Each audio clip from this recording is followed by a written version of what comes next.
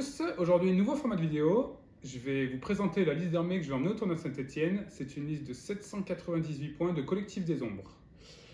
Je vais emmener 3 commandants, 3 capots pike, 2 avec vigilance et 1 avec ordre improvisé.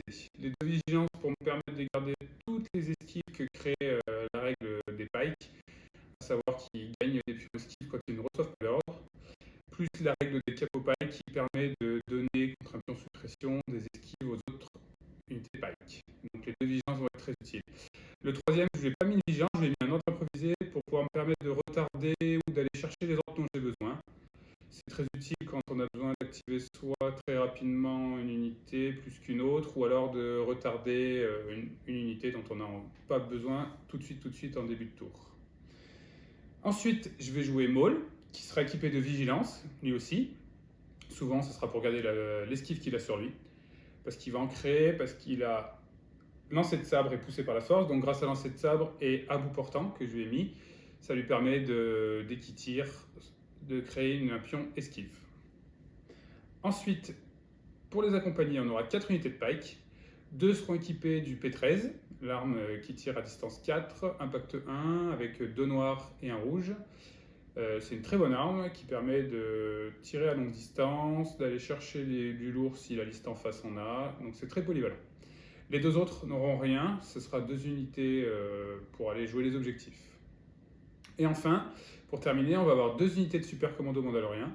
Les 2 seront équipés de la même façon, sauf au niveau des armes. Donc le premier aura un super commando tireur embusqué, qui tire à distance 1-3, et le deuxième aura Roguecast.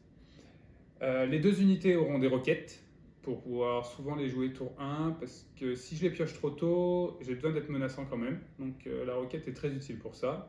Et les 2 unités auront ensuite conscience de la situation et matériel préparé, ce qui leur permet d'avoir cache esquive une fois par partie. Donc c'est un pion esquive gratuit une fois par partie. Je voulais rentrer les boucliers, mais j'avais pas les points. Donc je me suis rabattu sur ça. Je vais vous montrer ensuite mon deck de bataille et ma main de commandement. Donc pour la main de commandement, je joue 5 cartes de Maul et une carte du collectif. C'est assez simple, quand on joue Maul, toutes ces cartes sont bien. Donc moi j'en ai rentré 5. J'ai rentré Duel des Destins, Sorcellerie, La Menace Fantôme, Son Éminence et Saisir le pouvoir qu'on peut.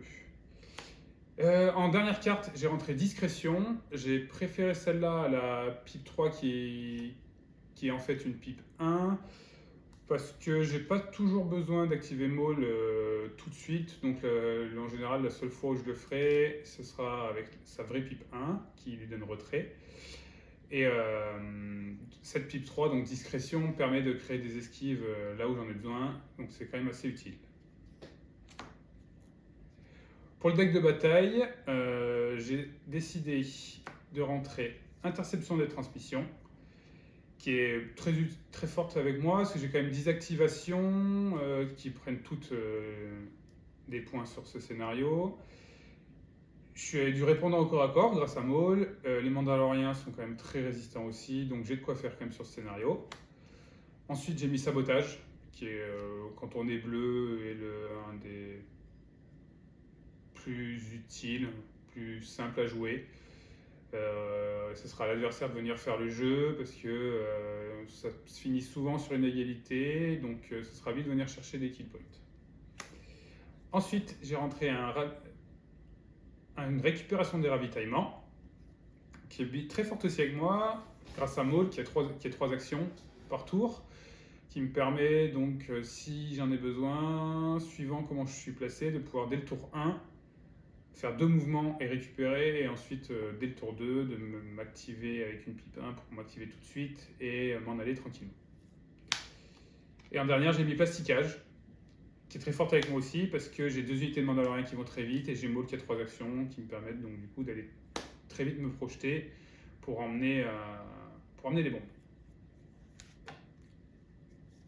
Pour les déploiements, j'ai rentré Confusion, parce que j'adore ce déploiement, il gêne souvent les adversaires.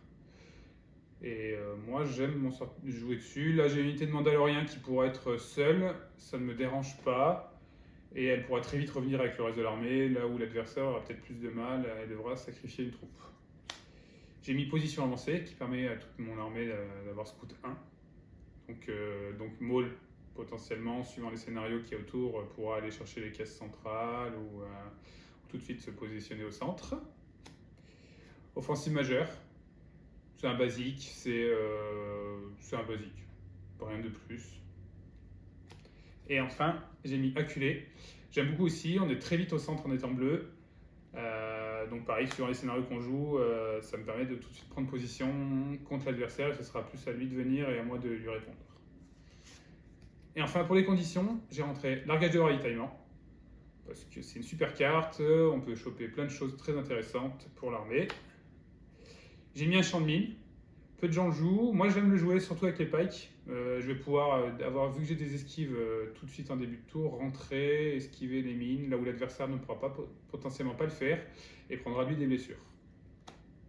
J'ai mis épuisé par la guerre. Pareil, quasiment toute mon armée, sauf les pikes, ont commandement 2. Donc les pikes, ils seront souvent très proches d'un capot, donc j'ai pas trop de soucis à me faire au niveau du commandement. Et enfin, j'ai mis position fortifiée pour que toute mon armée ait quand même du coup vers l'or.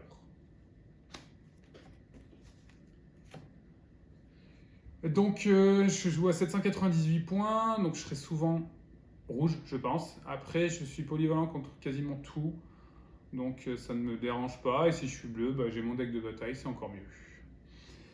Donc voilà pour mon armée, j'espère qu'elle vous plaît. N'hésitez pas dans les commentaires à me dire ce que vous en pensez, à me dire là où je pourrais l'améliorer. Et puis moi, je vous ferai le retour dès la suite du tournoi.